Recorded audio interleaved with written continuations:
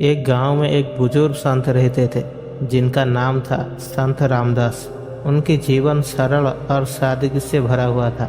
गांव के लोग उन्हें बहुत ही मानते थे और हर समस्या का समाधान उनके पास खोजते थे। संत रामदास के पास जीवन के हर पहलू का गहरा ज्ञान था और उन्हें जीवन को एक सरल ढंग से जीने का कला सिखाते थे। एक दिन एक युवा व्यक्ति जिसका नाम था मोहन, वो संत रामदास के पास आया। मोहन बहुत ही परेशान था। वो एक अच्छी नौकरी करता था, पैसा भी अच्छा कमा रहा था, लेकिन फिर भी उसकी जीवन में खुशी नहीं मिल रही थी। उसे हमेशा ऐसा लगता था कि वो कुछ खो रहा है और उसकी जीवन शैली उसे संतुष्टि नहीं दे पा रही थी।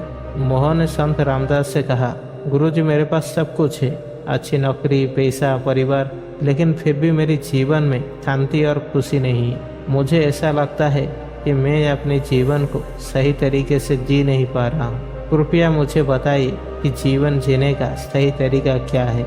संत रामदास मुस्कुराए और बोले, बेटा, जीवन जीने का सही तरीका सिखाने के लिए पहले ये समझना जरूरी है कि हम अपने जीवन से क्या चाहते हैं। अगर हम सिर्फ धन, वस्त्र और विलासित की चीज़ों के पीछे भागेंगे तो हमारे मन कभी भी संतुष्ट नहीं होगा। जीवन में असली खुशी सादगी, संतोष और दूसरे के सेवा में है। चलो मैं तुम्हें एक कहानी सुनाता हूँ।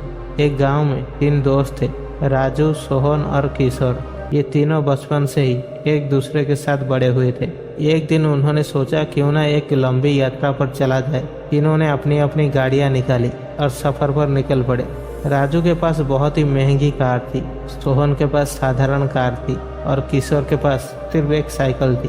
सफर के दौरान राजू अपनी महंगी कार से बेहद आराम से था, लेकिन उसकी कार बार बार खराब हो जाती थी। उसे हर कुछ किलोमीटर पर अपनी कार को मरम्मत करनी पड़ती थी।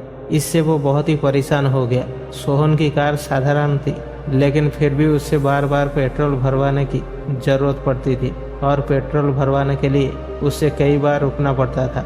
दूसरे ओर किशोर अपनी साइकिल पर मजे से सफर कर रहा था। उसकी साइकिल कभी भी खराब नहीं हुई, ना ही उससे पेट्रोल की जरूरत थी। वो धीरे धीरे लेकिन आराम से अपनी यात्रा को पूरा कर रहा था और रास्ते के सुंदर नज़ारे का आनंद ले रहा था। जब तीनों दोस्त सफर के अंत में पहुंचे तो राजू और सोहन थके हुए थे और बहुत ही परेशान थे। उन्होंने रास्ते के दौरान बार बार रुकने और परेशानियों का सामना करना पड़ता था, लेकिन किशोर बेहद ही खुश था। उसने न सिर्फ सफर का आनंद लिया, बल्कि वो मानसिक और शारीरिक रूप से भी तरोताजा महसूस कर रहा था। संत रामदास ने मोहन को समझाया, इस कहानी में राजू, सोहन और किशोर 3 प्रकार के लोग का प्रतीक है। राजू वो व्यक्ति है जो हमारी भौतिक सुख सुविधाओं के पीछे भागता है। वो सोचता है कि महंगी चीज़ों से उसे खुशी मिलेगी, लेकिन अंत में उसे सिर्फ परेशानियां और तनाव मिलता है। सोहन वो व्यक्ति है जो साधारण चीज़ों से संतुष्ट करता है, लेकिन फिर भी वो दुनिया की चिंताओं में उलझा रहता है। वही किशोर वो व्यक्ति है जो सादगी और संतोष की जीवन जीता है। उसे ना तो महंगी चीज़ों की जरूरत है, ना ही बाहर की खुशी। वो जीवन के हर पल का आनंद लेता है और सफर के हर क्षण में वो संतुष्ट महसूस करता है। संत रामदास ने आगे कहा, जीवन भी एक सफर है। अगर हम इस सफर को भारी बोझ के साथ चिंता और तनाव में बिताएंगे तो हम असली खुशी से दूर रहेंगे, लेकिन अगर हम इस सादगी, संतोष और प्रेम के साथ जिएंगे तो हर पल हमारे लिए अनमोल हो जाएगा।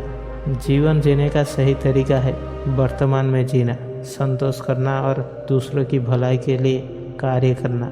मोहन ने संत रामदास की बात ध्यान से सुनी।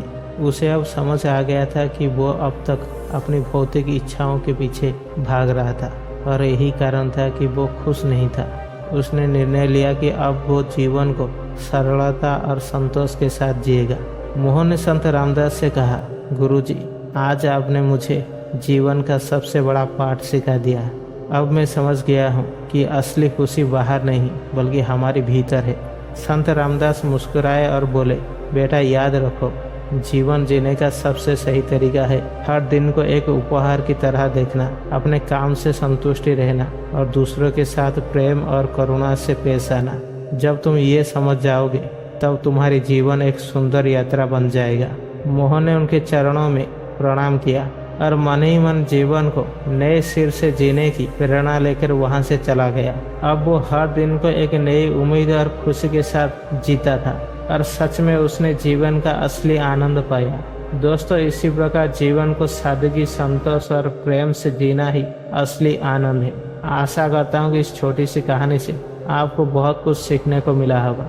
अगर कहानी अच्छी लगी है तो वीडियो को एक लाइक करें और चैनल को सब्सक्राइब करें। मिलते हैं अगले वीडियो पे, तब तक के लिए धन्यवाद।